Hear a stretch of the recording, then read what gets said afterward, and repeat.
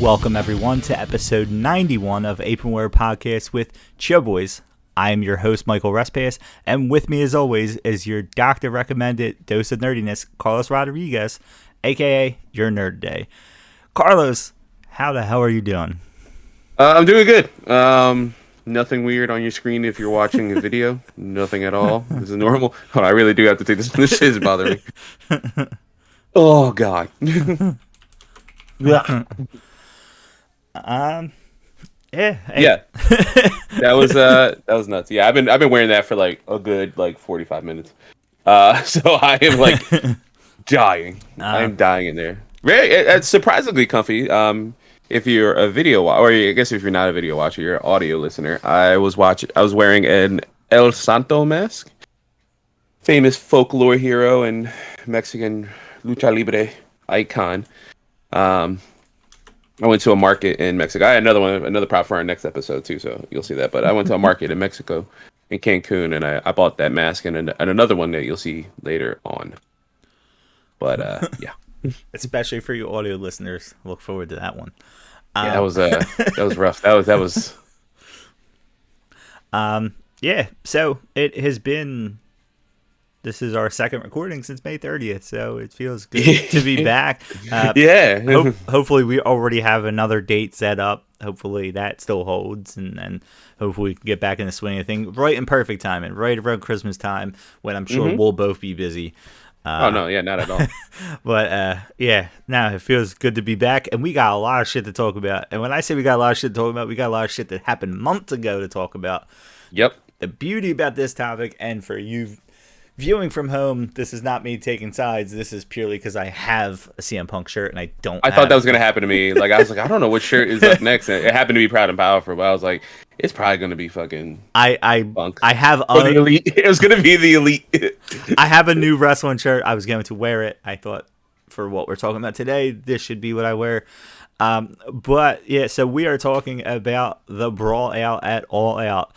Oh my god! For those of you who have been living under a rock or don't necessarily follow wrestling, listen to us, which we're happy to have you here. At All Out 2022, September 4th, CM Punk wins the title after injury and losing quick to almost called him Ambrose. I feel like JR. John Moxley. He comes out and he's bloodied and typical what happens to somebody after a Moxley match. And he looked over it, eating muffins at the what do they call them? At the scrums, the media post-show media scrums that AEW is known for. And Punk's back there, and he's already kind of attacking the wrestling media about rumors and things that have come up, and for a very quick rundown, I'm kind of feeding the scene here for those of you. You should see it if you haven't seen it. It is definitely worth watching. It is. I feel like if you're watching this podcast, you've seen it, or I don't know. Like if you this have, can't be the first time you're listening. If you have not, I'm not even sure if they still have it up on YouTube. I'm sure they do. I will post a link to it just for those of you who did not see it. It is uncomfortable, entertaining, and everything in all the weirdly best sense. You're not 100% sure what's real and what's not when you're watching it, purely because it's like it feels real, but so did Punk's pipe bomb feel real, even though they, it's all this. Yeah. Mixed emotions around it, but he basically runs down the Colt Cabana stuff felt real. Calling him Scott Colton, by his name, and basically insulting him for sharing a bank account with his mother, and all this stuff was just. Fun fact: I think I posted it in our Discord.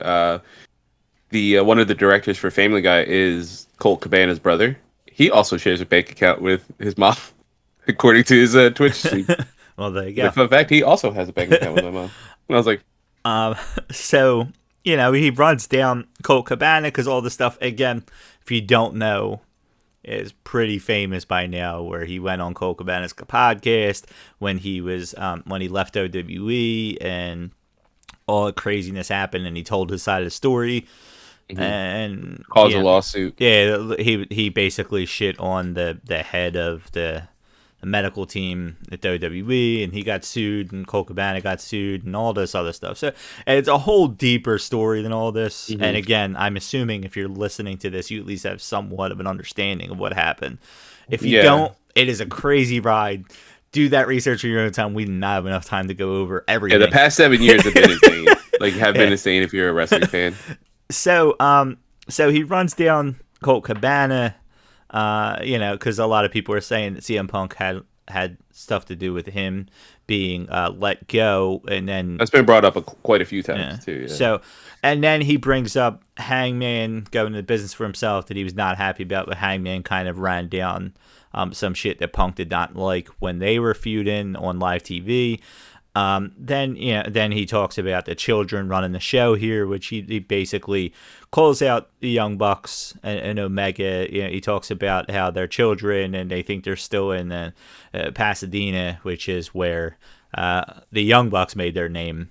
Yeah, PWG and stuff. Yeah, in California. So he kind of was talking about, Hangman said in an interview about how he doesn't really take advice, and CM Punk, being the veteran that he is, who when he was younger, if you go back, also basically said he doesn't listen to the veterans, and he probably is going to be that old man one day. And funny enough, he became that old man one day. Yeah. But like, I get it from and we'll get into our opinions here, but I almost was going to. So all this happens. He just looks over it. He's eating a muffin in the middle of it. He starts plugging the muffin shop. Yeah, I work with fucking children. I'm tired. Yeah, he's just going on this whole thing. So then he walks out, and Tony Khan's sitting next to him, and he looks dumbfounded. It's one of those things. It's one of those things when you should like do something, but it's like an out of body experience where you don't know what you can do. You almost freeze. I was about to do my opinions as well. Yeah, we'll get to it in a minute. But yeah, he froze. Like so he freezes in the moment. You could see it, and then there's a little bit of commotion in the background when they come out with whoever's next. I think Jericho comes out next. There's a little bit of delay. Jericho comes out next. I think Swerve in Our Glory, right? Too. Like, I think there's footage of the girl who works. I'm sorry, the girl who works at Fightful. That's so demeaning. Denise, I just can't pronounce her last name. She was at the scrum, and she was like off to the side, and you could see like security running. Yeah. So basically, we don't know fully what happened, and I would say this flat out. A lot of what's happened has been not even secondhand information. We're talking fourth and fifth hand information. Funny enough, what started all this was fourth and fifth hand information, and that's what we still have. But from the gist of it, what we get of it is Young Bucks and Omega heard about what happened. They didn't hear what happened. They heard about what happened. They were understandably upset because it basically shit on them who started this company.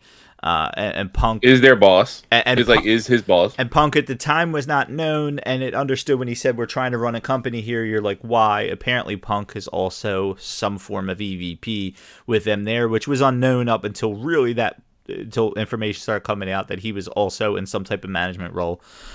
So it was a little bit of management button heads, but they were not happy about it. And I'm only going off of the latest thing that I kind of heard was that they brought kind of security, and with them, they brought people with them, showed up to Punk's door where it's basically Punk, Ace Steel,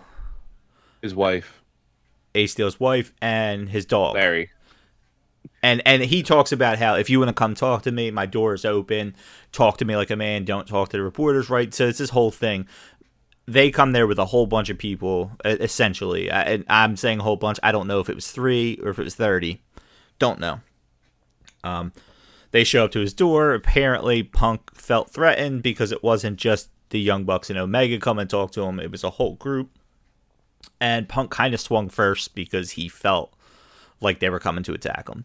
Now, there was this whole things about the Bucks super kicking down the door and all this stuff that kind of got debunked throughout it. Basically, what we know is Punk felt threatened. Punk threw the first punch. At one point, Omega basically has Ace Steel in a headlock and gets his arm bitten by Ace Steel. Who bites someone? Seriously. There is this whole visual of Kenny Omega seeing that the dog's in the middle of it, picking him up and trying to save him. Like that's my favorite. My favorite part of all of this. There is a that lot. Sounds like Kenny Omega. Listen, I don't know what's true or not true. Now, that sounds like Kenny Omega. It also, and I'm not saying it's true or false, but it also sounds like somebody who's trying to make themselves look good in a situation. From the sounds of it, it sounds like Omega was the least at fault out of all 5 of these men. And from the sounds of it, I don't know, we don't know, we'll never fully know. From the sounds of it, he sounds like somebody who was there to try to keep the peace more than was coming to get angry. It sounded like the Bucks were more angry about it, which he kind of took a little bit more shots at the Bucks. I mean, I know. But yeah, Nick Jackson got knocked out. Yeah. So yeah. So I don't know. It's a tough situation. Being a fan of Punk and happy that he was back, it sucked to see it. Yeah, a lot of shit has come out since then, but nothing official, and that's the other thing. Since then, just to give us a quick update here, Ace Steel has been let go since then. As of right now, CM Punk is still a member of the roster, but has not been back, but he also has had surgery from that match. So it was one of those things, CM Punk was stripped of his title without the interim, which has been happening.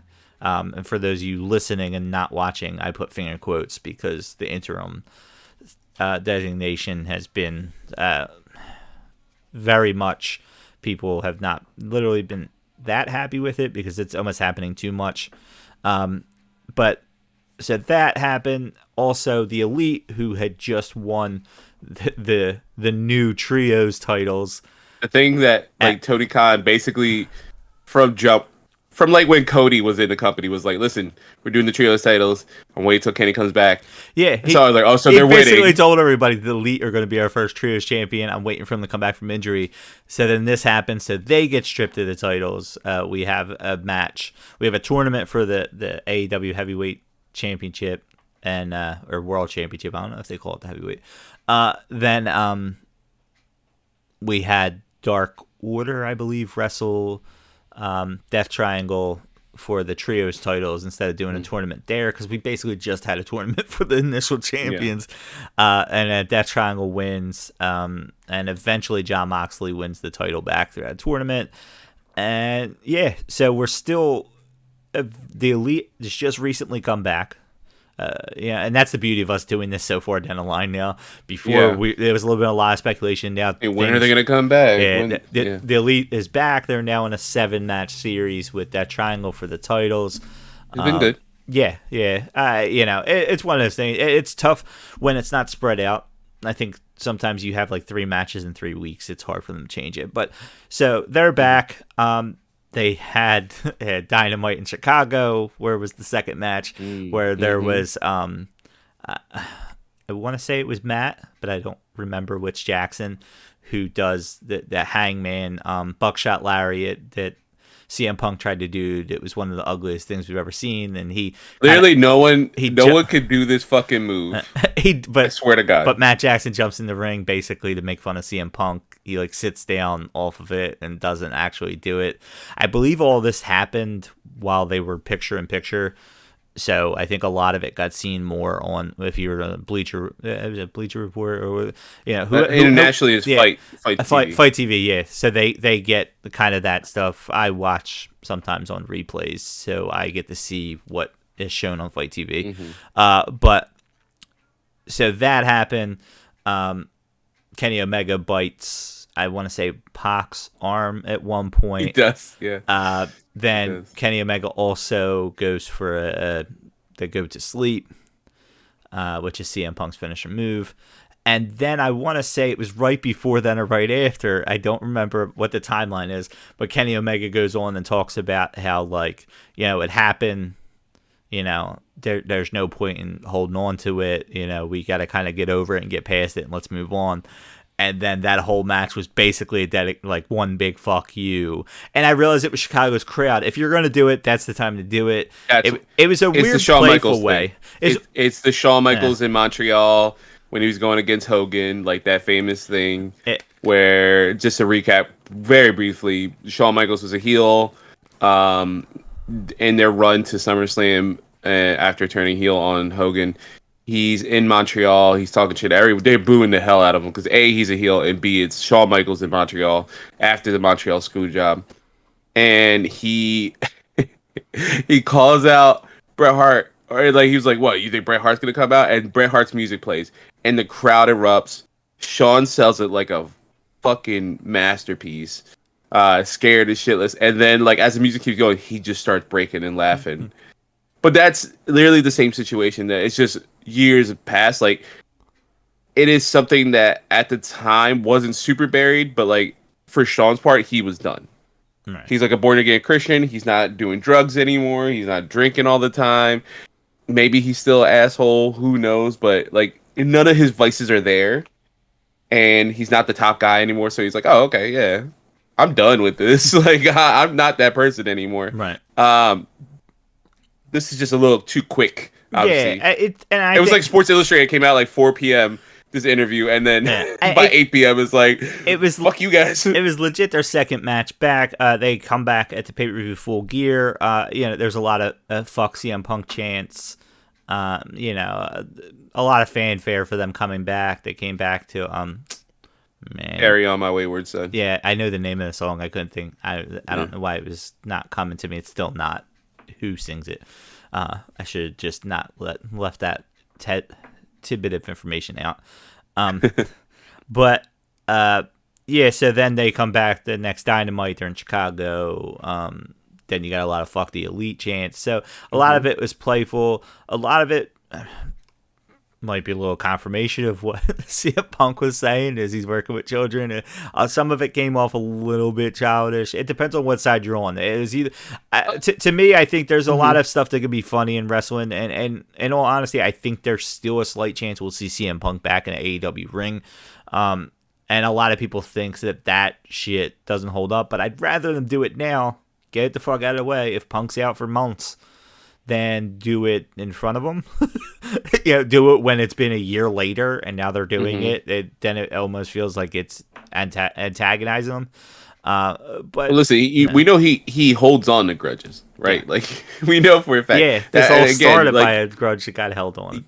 Yeah, and this is going to be a thing that I think both you and me will say, because I think we kind of fall somewhere in the middle. We're going to say a lot during this episode. Like, listen. Is Punk wrong for being angry? Maybe not. Is he right how he did it? Absolutely not. Is the elite wrong for the confrontation? No, because they had like legal with them. Like their chief legal officer was them, which now became a witness. I think MJF happened to be around as well, so he witnessed the whole goddamn thing.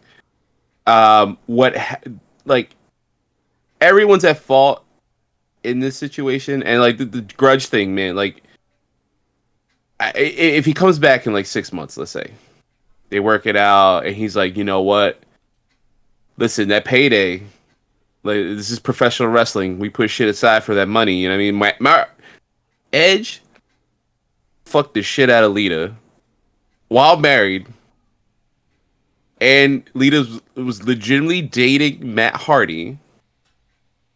And everyone was like, I want to kill this motherfucker. I want him to die. And because it's professional wrestling, it was like, we'll settle this shit in the ring. And everyone's going to get paid. I was like, all right. You know what I mean? Like, yeah. Matt Hardy came back from being fired, did this whole thing with them, basically shook hands with Edge. Now they're best fucking friends, which is weird because it's professional wrestling.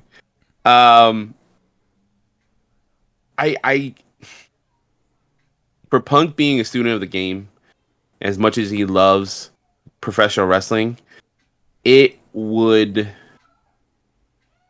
bother me that he wouldn't come back to AEW. Yeah. It would. Now, listen, like if he shows up somewhere else, listen, WWE is a better place now than it ever has been. The past couple premium live events have been really good. TV has been pretty decent. It's been consistent. Nothing too crazy. I can't really complain, about what's going on that side. Like they're building it up very slowly back to or into something new. he could show up there, right? Because money's money, and this is Yeah. professional wrestling. But he is really a man, whether it's good or not. He's a man of his conviction, right? So like, the thing we kind of glossed over, right? With Cabana, those rumors started. He claims during the scrum that the rumors were basically like all but confirmed, like was saying that like not confirmed, but like he insinuating that the elite were the ones leaking that info. Right. And like the elite as a whole. So I'm assuming Paige, the Bucks, Kenny. Which I don't listen. I personally, like I said, I think everyone's wrong in this situation. Chief among them, TK, which we'll get to at some point. He's the biggest fucking culprit of this, and he's the one who needs to be reprimanded. Actually, that is like whether it's right or wrong, like, it's true or not true. Like that's rough. You know, in his mind he thinks this is the truth. This is his truth. This is what he's seeing. Right? He thinks that they're doing this. So Paige truly believes in his heart that CM Punk is holding, like, you know, Colt back. You know, he's not going to use him anymore. He's basically going to fire him. He happens to buy ROH. He's going to transfer him to ROH. Listen, first of all, Colt's better fit in ROH. He is the backbone of that company, more so than Danielson, Punk. Anyway, he's the one who stuck the longest. He's the one who has like the most memorable stuff. He was a commentator. He did everything he could for that company. He deserves to be in ROH. With everything said and done, Paige goes into business for himself and basically like, I'm protecting the locker room from you. And that was their build up to the world title match where Punk starts off his Summer of Punk 2022 and quickly ends because, you know, he gets hurt. Because no one could do the goddamn buckshot lariat but Adam Page. Not Logan Paul, not CM Punk. Anyone who does it gets hurt. It's only Page's move. No. It's awesome. That's almost oddly amazing that he's the only one who could do this move. So, rumored altercation happens after. Punk doesn't like that. Confronts him. Now, this is where I'm going to start with TK's issue with AEW. If I'm TK, whether it's yelling or like a sit-down meeting, I'm like, you motherfuckers need to figure this shit out. Because Punk basically saying, I'm never going to work with you a day in your life. Motherfucker, you're already going to win the title off of him. And Page doesn't do anything shitty, right? He doesn't pull the Shawn Michaels, like, hey, I'm going to go and just overact and do all this other stuff to Hogan, which is funny, I'm bringing this up yet again. He's not doing that. He does a job, loses the belt to Punk, kicks off Summer of Punk 2022. You already won the belt. You got what you wanted, Punk, out of this. What good does it do you to then be like, I'm going to alienate you for the rest of your career while I'm here? When obviously TK is like, that's my dude. He's the homegrown talent. He's the guy who's going to be with us forever. He's going to be like our big veteran, like eventually down the line. Right. What does that do you, Punk? If I'm TK, I'm sitting him down. Like, listen, you got to figure this shit out. You're not working with him anytime soon. That's for damn sure anyway. That's the plan no matter what. We're moving on. We're doing all this other shit. Why call him out? Like, why are you doing this right now? And Paige be like, yo, you, who the fuck do you think you are?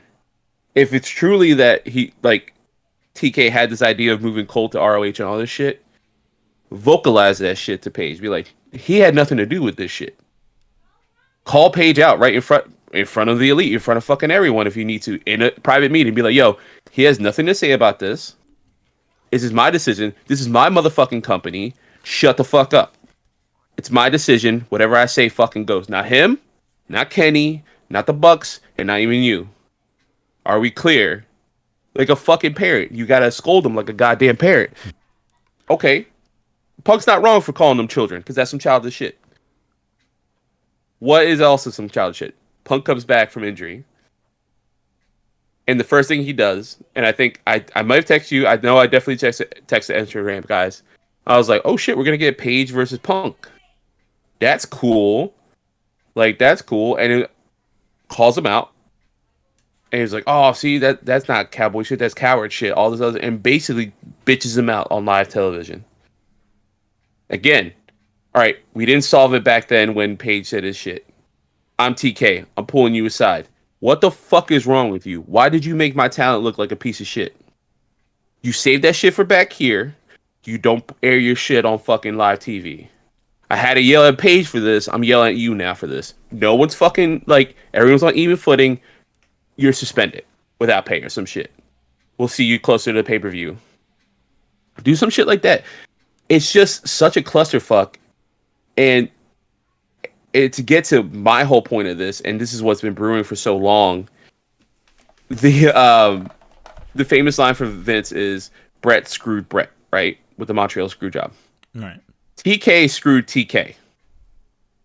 TK is playing GM mode in WWE 2K22 right now with actual fucking money from Fulham and fucking the Jaguars and all this other shit that his dad does.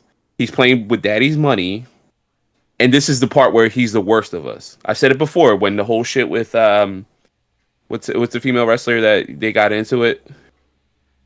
Big Swole. Yeah, Big Swole. Yeah, Big Swole. When that whole shit happened. All right, Swole said her piece. Honestly, pretty respectful. She had some valid criticism. And then he became a baby about it. He's the best of us, and he's the worst of us. The best of us in being, I got CM Punk on my roster. I get fucking Kenny Omega. I look at all these action figures I'm playing with. Like, this is so cool. Look at these shows I'm doing. This is fucking cool. The bad is, I can't say that I, as CEO of AEW, can walk in and be like, hey, shit's about to change, this, and that. You know, I was a wrestling fan just like all you guys. Now I got money. I don't know if I could do that. Right. But he needs to step up as a man and as a fucking boss. That is the biggest issue. And that's showing across the board with television, right? I barely watched Dynamite the past couple weeks. I'll catch highlights. And whatever I know like people are talking about, cool, I'll fast forward the DVR. Watch that. That's some WWE shit. I shouldn't be doing that with AEW. Yeah. They've won me for day one. Mm-hmm. I shouldn't be doing that with them anymore. And TK is the biggest issue. I shouldn't be seeing so much ROH on TV. I know that's a fucking random thing that's happening, but who knows about this pay-per-view on Saturday? Like, that's not going to... I don't think that's going to sell. No. Like, sorry, they need some kind of streaming deal. They need something to have that talent offloaded. Maybe change Rampage for a couple months. Be like, we're getting rid of Rampage for like maybe 6 months while ROH figures out a deal. This is going to be the ROH show for 1 hour a week. Just so you know who the talent are. Here's Jericho, he's the champion. Here's Joe, he's the champion. Here's FTR. So you see them every week. He can't even do that properly, let alone run a fucking circus of monkeys, apparently. Like, I muted myself by accident. Everyone has egos. That's professional wrestling, right? That's fine. But you can't tell me you can't sit somebody down and be like, okay, so the assumption is CM Punk influenced him to get rid of Cole.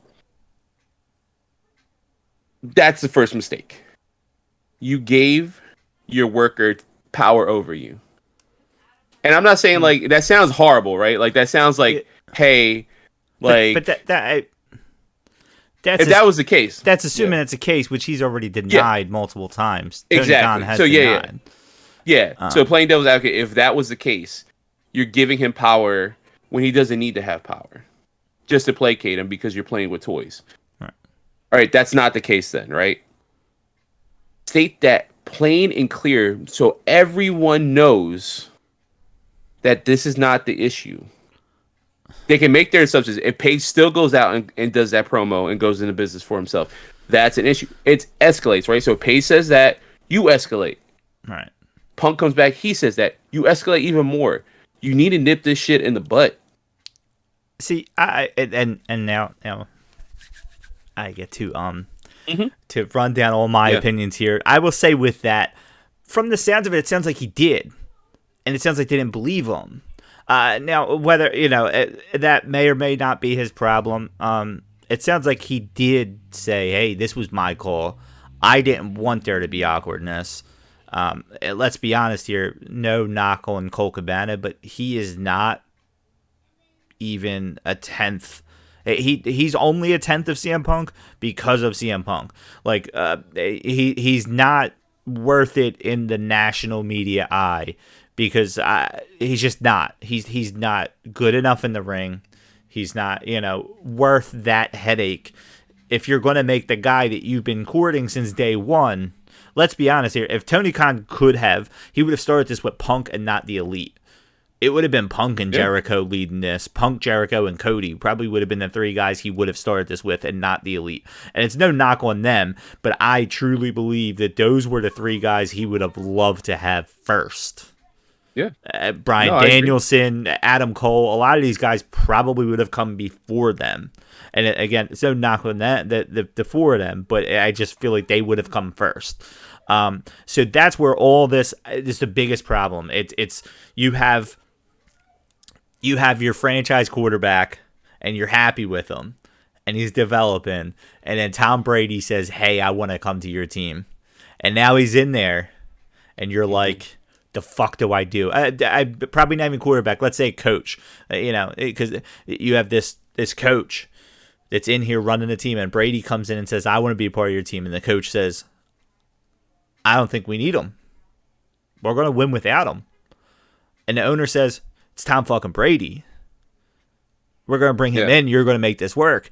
And it comes in and the coach is saying, behind the scenes to everybody, this offense is not flowing because of Brady. And Brady's saying the coach is not letting me get, and it's them going back and forth. And it's like, who do you pick? Because Brady might be here for a year or two. Literally, the coach has been a staple here. And that's what this is. It's all Elite Wrestling. They're in the fucking name.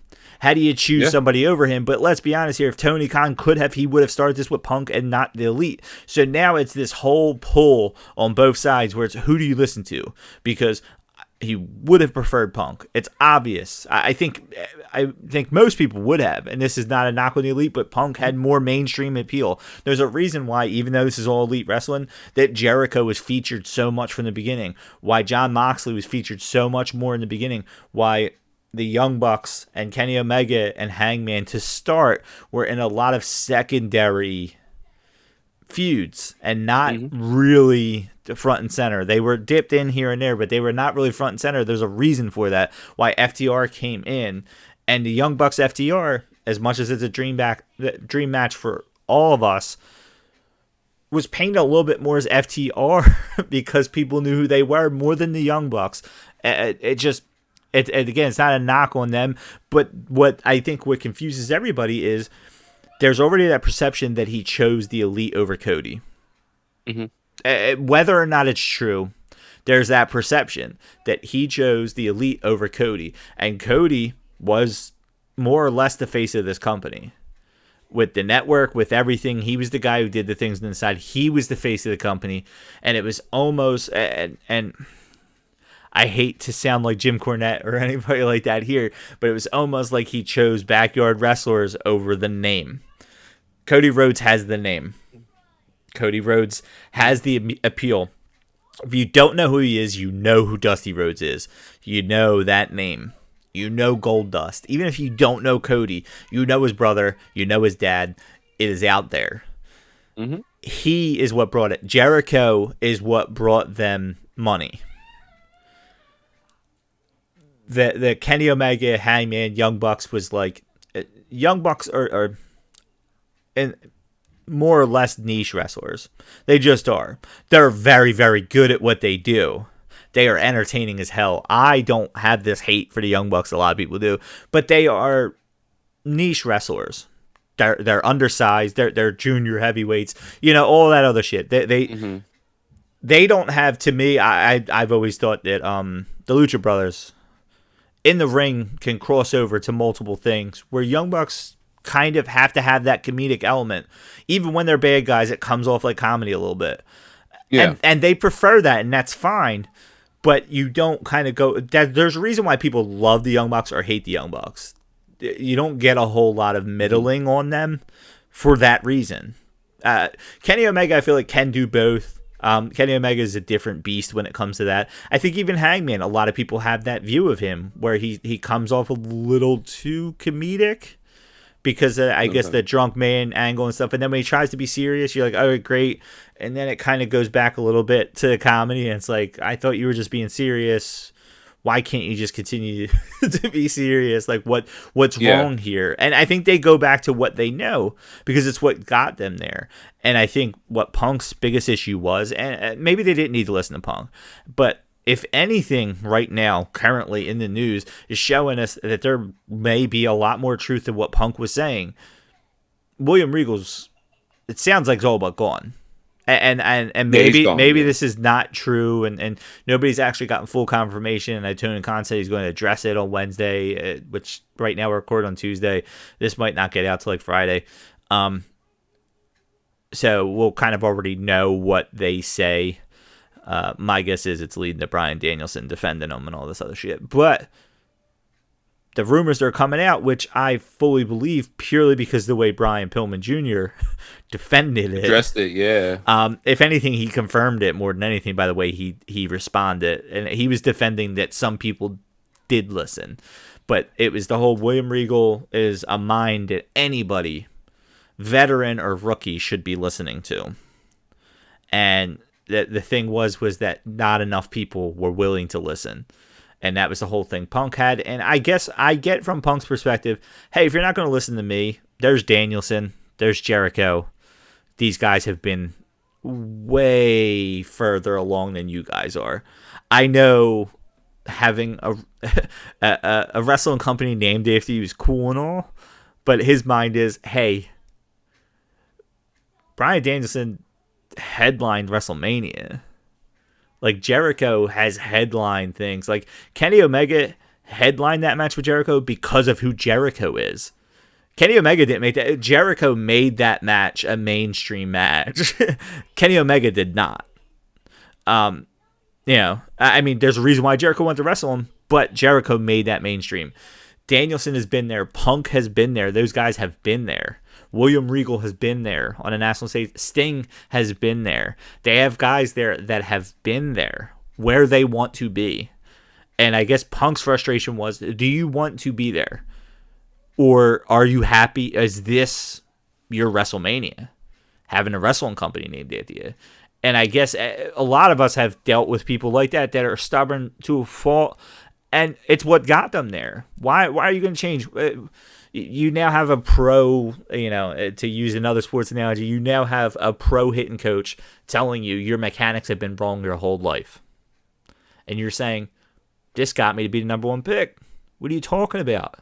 They wanted me because of this mechanic. And it's like, no. We see potential. We know what you could be. You have to realize that you can't do what you were doing for 500 people to a national audience and continue to grow it. It needs to change. And that's why, no matter how much Hangman was the future of this company, in a very short time, who became the future of this company? Because it wasn't Hangman. It wasn't Kenny Omega. It wasn't the Young Bucks. It wasn't Punk. It wasn't Danielson. Hell, it wasn't even Adam Cole. The future of this company has been almost since before this company was formed, was MJF. And that's now where they're going. Why? Because MJF is a lot of new school and old school mixed. He blurs that lines. He's not full WWF, but if WWF, WWE. Well, I'm really see. This is what happens when we don't record for a while. MJF is everything about wrestling. He can convert to everything. I think you're muted again. Yeah, my bad. Yeah, my dog was barking. Yeah, sorry. Look at the rumors that persisted recently with Regal's exit, right? Like, so I think Jim Ross recently, like a couple hours ago, confirmed that he's out. Right. I didn't get a chance to read the report because we started doing this. So he's out, and someone talked about Pillman's thing and about hey, like people wanted to listen. Like some of us wanted to listen. Yeah. So. And I think there was like some Twitter thing. It was like, well, who listens and who don't. I'm like, well, look, the person who listens is the one who gets to punch him in the back of the head and take him out of his career. Yeah. And that's MJF. Yeah.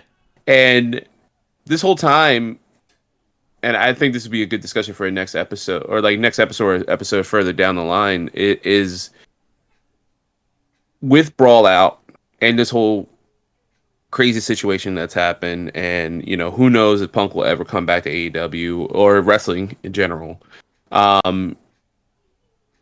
Is he right to be bitter? Yes, everyone's right to their feelings. But this just went off the rails so poorly and so quickly. Right. Like it's outstanding almost in a way to see. I cannot wait for this dark side of the ring when we're old as shit. Well, and I get not to cut you off, but I'm gonna cut you off. Very quickly. I don't believe this just popped up out of nowhere, and I think that's the thing. I think we don't know for sure, and we'll never know. I believe that Punk. I want to believe. Let's say that, and this is not me being a fan of Punk because I'm indifferent on Punk. I was a fan of him coming back, just like we all are. Even if you were not, I like CM Punk. I appreciate his mic skills. I appreciate what he does for any wrestling company. I don't know whether he, would do this randomly or not, but this seemed premeditated because he felt like nothing else was working. In his mind, whether true, right, wrong, whatever, he felt like this might have been a last resort. He felt like he has spoke up, nothing's happened. If the way that TK, the way that he treated that, it's very possible that Punk's been telling him this for months and saying, hey, something's got to be done. And it's like, yeah. And maybe Tony Khan's, he's pulled too thin. He wants to have his hands in everything, and now you got ROH, and he's trying to work on a deal for them and telling everybody that YouTube is too small for ROH, and that's exactly where it should be. I'm viewing all these recordings they do pre and post show that they should be having a Dynamite with their dark shit, before, after, whatever they want to do. And then they should be doing Rampage live with their ROH shit. Because I gotta be honest with you, if I'm going to go to a Rampage show and I know I'm also going to get the ROH recording for an hour or two, I'm likely to pay for that, just like I would for a 2-hour episode of Dynamite plus some dark matches. Because their talent's good. You get to see the Briscoes. You would get to see, And at that point, when they're on YouTube, you don't need it to be Jericho, Joe, and FTR. If you're afraid of it not being on TV, you don't need all of them to have the titles yet. You could sell it as a possibility to whatever company you're trying to go to, but let's be honest here, they still don't have any. They don't have a show, and they're putting some of their top names with titles on it thinking that's going to sell it, and it's not. It's not. What they needed to do was to do shit like put it on YouTube, show how many people's watching it, and say, look, this is without us putting Jon Moxley as ROH champion, FTR as the tag team champions. If we added them as champions, the numbers are only going to go up. But right now it's on YouTube. We don't want those guys to be relegated to just that. And I felt like you could sell it that way, but it's too much. And I said this is a whole episode of its own. I even said, do you want to talk about this instead? I know we have to cover a lot of stuff that's happened in the past, but it's like you said before, it's too much. It's too much, and maybe he's spreading himself thin, and it was a bad time for it because Punk, in a weird way, needs to be babied. He needs to be handheld in the back because this is what he can do. Very LeBron James. And the problem is, from the sounds of it, right, wrong, it got them where they are. It sounds like the Elite can be very childish in their own right. So you have two childish people calling the other one the problem when there's a lot of stories that have come out about shit that the Young Bucks and Kenny Omega have done to get people's run stopped behind the scenes. I'm not just talking about AEW, I'm just saying in general. There's been a lot of, the whole Meltzer driver, and, Meltzer kind of gets fed information from them and all this other stuff. Whether all of it's completely true. They were in Gato's ear most of New Japan. I mean, a lot of people were complaining about that. And every star has been. And that's the biggest thing. You can't fault him for it. The NWO ran roughshod in WCW. Why? Because the The click ran through WWF. That's what happens. The stars have the power. It's no different. You want to call yourself a sport? It's no different than any other sport. LeBron can control who gets traded and who he wants traded there, no matter what he says. Every star player in every sport.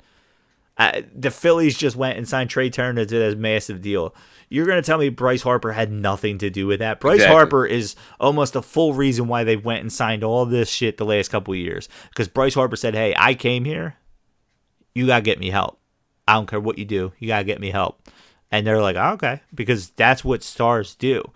The problem from a fan perspective, from an outsider perspective, is still AEW, from where it was from day one, I feel like the Elite should be more household names than they are right now. And that's where this falls on, are you just happy being on TNT and TBS with a show and being known as the second company?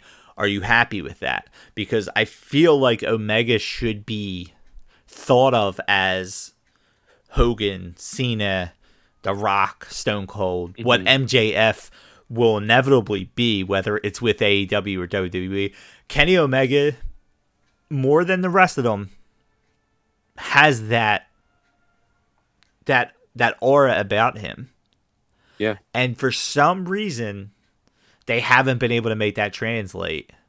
They just haven't. And he hasn't more than Moxley. And yet Moxley's been the head of this show. Why? Because I feel like he wants it. Jericho wants it, but Jericho's old, and it's kind of hard to push him there. You know what I mean? It's weird. It's like a weird thing that it's almost flatline. I don't think Kenny Omega is not a bigger star now than he was when AEW first started. And how does that happen? You have a U.S. audience now. You have the second. How is he not a bigger star right now? And the whole time, all of us were screaming like, "This is the guy we've been telling you about." Like, here you go. And it's like, oh, that guy, like, okay. And I realized they didn't want to put the title on right away, and they had to, which is good. It looks better that way, honestly, because and he got hurt and all this other stuff. But they have not really uplifted him in the weirdest way. That whole Impact run when he was champion almost made him look worse. Yeah, no. Like, why didn't Moxley go to Impact? Why didn't Jericho go to Impact? Why is Kenny Omega, the guy who's supposed to be your #1, the guy that's supposed to be on the level with the greats? Yeah. Why is he going to Impact? With Okada, yeah. Why is it him? The other guys were too big of stars, and this guy's supposed to be better, is now wasting his time over there? Like I said, MJF, everybody hates it. He wrestles a handful of times a year, and he's right when he says it. He's Andre the Giant. He's an attraction. This is what he is. You need to pay to see me wrestle in the biggest matches. I don't care that you want to see me wrestle Omega on a Dynamite. Nope. That's a pay-per-view. You're going to pay to see me. You want to see me wrestle some Brandon Cutler 12 times? Because that's what you're going to get on free TV. You're going to get me in a match where I have Wardlow legally be able to help me in a match. That's what you're going to get. You're going to get me coming out and having somebody wrestle for me on free TV. You want to see me wrestle? I will wrestle every pay-per-view and some of the big nights we have on Dynamite. And those big nights on Dynamite, you're probably going to see me wrestle nobody. And that's why he has that feel to him. Honestly, they missed the boat a little bit so far with Ricky Starks for that same thing. Ricky Starks has that young rock aura to him, and I feel like I feel like they're just finally now coming around on him. But Omega's what they missed. It sucks so bad because they missed, and I think it's because Omega wants to have fun, and Omega has a lot of say in what he does, and that's great and all. But Omega, not just in a guy that they feed information, Meltzer, and these pro wrestling things. And if he's fine with being #1 in those, that's great. But he's never going to be thought of as a CM Punk, as a Bryan Danielson. And I'm talking about past that because I feel like he could be past them. and the view and the mindset of greatest of all time, Kenny Omega's name should be there. It should. When you watch him in the ring, it should be there. I don't care what Cornette says about his overacting. I mean, we watched Shawn Michaels overact like a motherfucker his whole career, and he's thought of as one of the best of all time. Ric Flair, my God. The dude get punched and fall down 17 times. Yep. For him to think that shadow boxing, they're just for him to think that Omega's overacting is any worse than Ric Flair's overacting we used to fucking watch. It's if anything, it's an homage to the shit we used to see. Exactly. Yeah, he's a student of the game as well. That's the thing with him. But it's just tough because there is something that held him back. And then when you hear that they're not listening, it's like, well, what's holding you back? Because they push you like a motherfucker. Your name's on the front of everything. You're literally a group that you're a member of is fucking in the title. Why does it feel like you're an attraction but not the attraction? Yeah. It's weird that they're viewed of as a part of the show. I've never felt like it's Kenny Omega's show, and this should have been Kenny Omega's show. For the past 2 years, this should have been Kenny Omega's show. The Kenny Omega show, and everybody else is wanting to be him. And it doesn't feel that way. It feels like a lot of people are chasing... Roman. Yeah. It should be...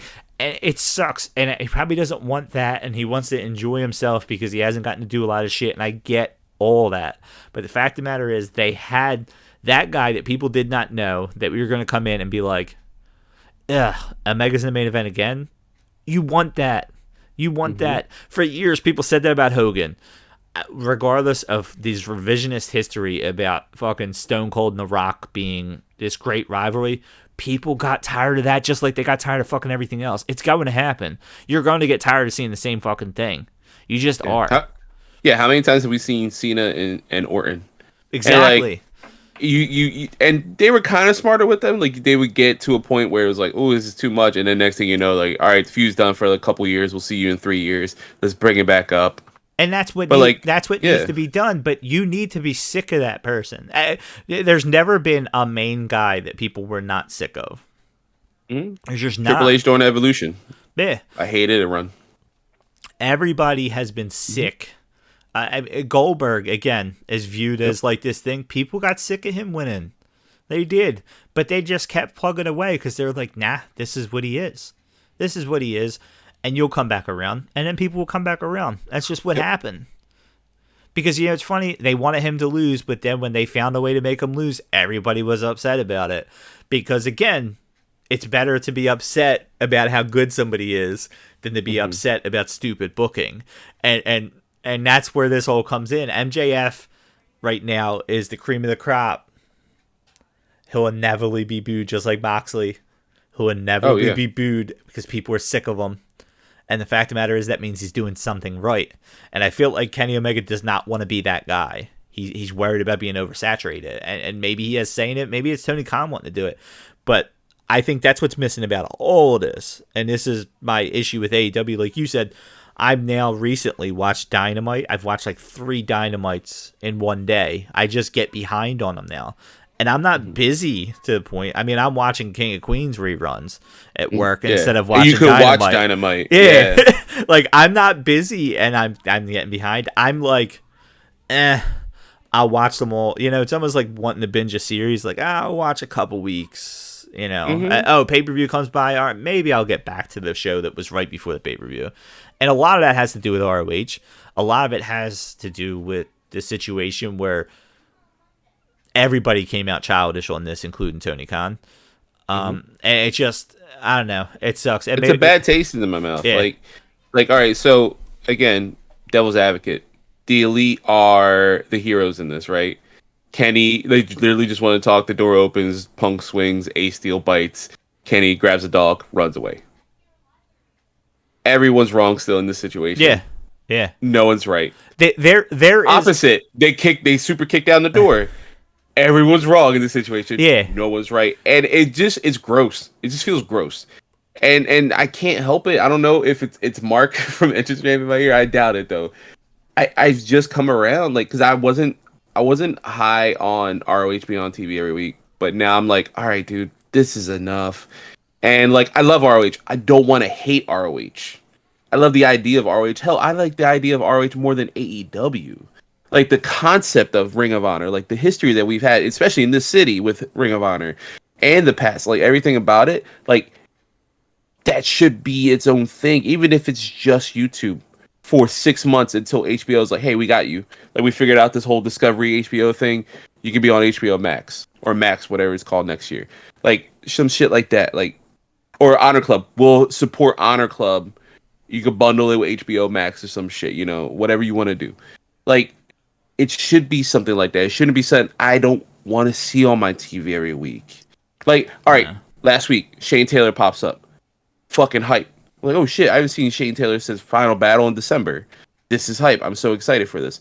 But then I gotta remember, it's gonna be on ROH pay-per-view. Like, that's $40 that, like, right before Christmas. And no, dude, like, I don't even know if I want that. Like, and that's we went through this when they first got ROH, and I would quickly do my last Brawl Out point, and then we'll talk about ROH for a little bit because we're running low on time here. But the biggest problem with the Brawl Out thing is basically there's a lot of gray area. The truth is somewhere in between all this, and I think we all know it. We've all been we've all been in these type of situations where I don't believe either side completely. There's definitely something, and this all got led up to because the Elite's definitely leaking some shit in some places, and Punk was definitely leaking some shit in some places. He can't force people to fucking listen to him. Like, there's somewhere in between all this, and everybody's at fault. Completely agree. That's the point there, the Brawl Out. Now, with ROH, I said this from the beginning, they were better off being in NXT. I know Tony Khan wants to live up to ROH and make it its own thing and all this other stuff. Daniel Garcia should be your ROH champion. They should be, hell, not Daniel Garcia. Jungle Boy should be your ROH champion. Eddie Kingston should be your television champion. Top Flight should be your ROH tag champions. These teams that they've been talking about, these people that they've been talking about, you should be seeing Darby Allin against Jungle Boy for the ROH championship. That should be where you're getting those guys in. You should be making Jungle Boy a believable champion by a long ROH championship run until he makes his way to finally competing for those titles in AEW. You don't need... the problem is they're throwing Jericho in there. They're throwing FTR in there. Joe is a guy that I understand being in ROH because of his history with ROH, and I get that part of it. But like, he should be there to get a guy like Eddie Kingston when he beats him for the title over. And I know Kingston's been in the game for a long time, but they have not built him up enough in AEW.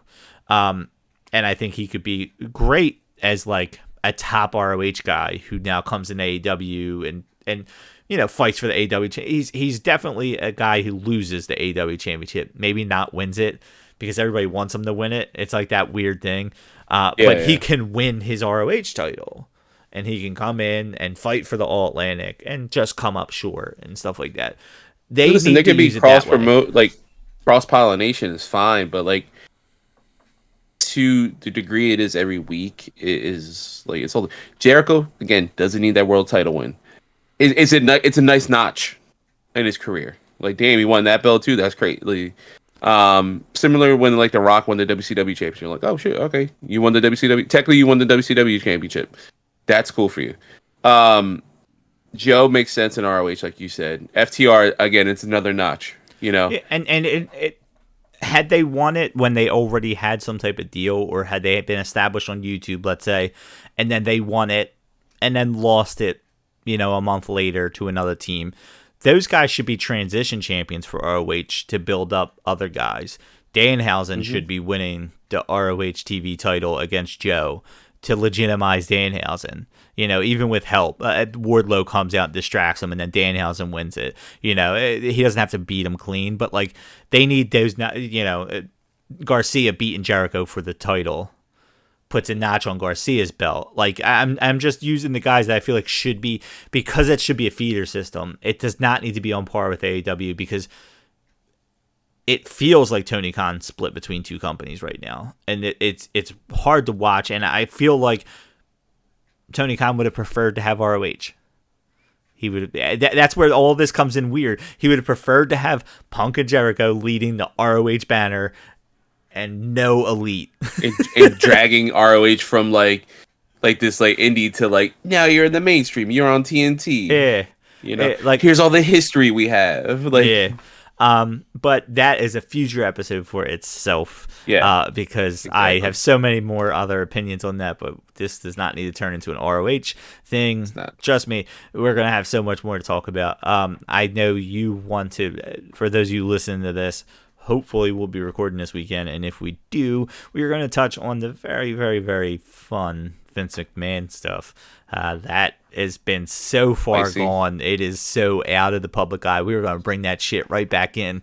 Dragging, kicking, and fucking screaming. That's what the fuck we're going to do. So Brawl Out was what it was, and I'm sure we'll have another episode down the line when things actually come out. I know there's a lot of legal stuff and everything like that. Yeah. Let's hope that the next time we're talking about this, it's when Punk surprisingly returns, and they at least decided to meet somewhat cordial. Don't have to be best friends. Just cordial. No. Business. Never have to be best friends. Yeah. Do it for the business. Yeah. So that would be hopefully nice. That's where my fingers are crossed on all this. Because this shit's going to happen. It's always going to happen. The problem is you have... In a good way, it got public, but in a bad way, it got public because I know this is a lot of shit that old wrestlers are like, this is normal. It just shouldn't have been done the way it was done in the public eye. This happens more often. I mean, look. Yeah. Owens just pissed off Reigns. Yeah.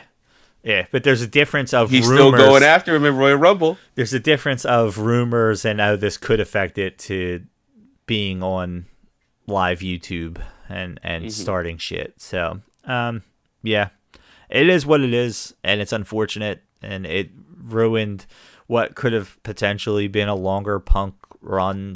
I know he got hurt, but I'm just saying, like, if this is the end of Punk's run, it was exciting. It sucks. Because he was the guy that was going to bring this company in the mainstream, and the injury in this is held it back. It just really did. It was a build-up that MJF was going to get his monumental win, most likely, over Punk. I would have loved to seen that even drawn out more. I know everybody thought that was going to happen in Full Gear. I thought it would have been cool to have maybe Punk cheat MJF out of winning. And then build that, because Punk and MJF could have led that for a very long time. But yeah, since I am time crunched here, do you have any last things to say? No, man. Like I hope one or two things I think are going to happen in the near future. I think either Punk is going to show up on AEW, and shit's not going to be copacetic, but like they're going to do the old wrestler thing and like do it for the money and do it for the dream matches, because that's money. Like, and guess what? Punk can smack the fuck out of Kenny Omega in the ring, and Kenny will be like, all right, maybe I deserve that, you know. And Kenny can smack him back, like, all right, we're good, right? We're good. All right, let's get this money. Or, the outlandish thing, Punk could show up at the Royal Rumble. Yeah.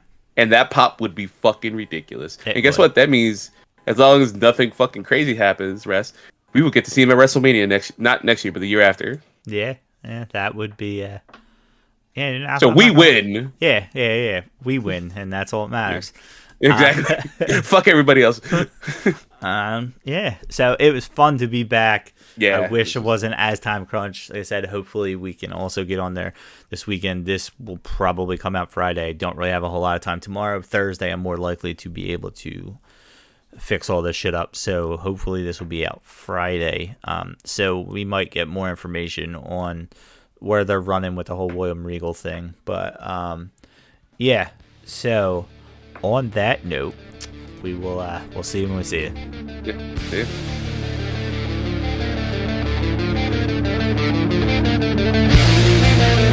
We'll be right back.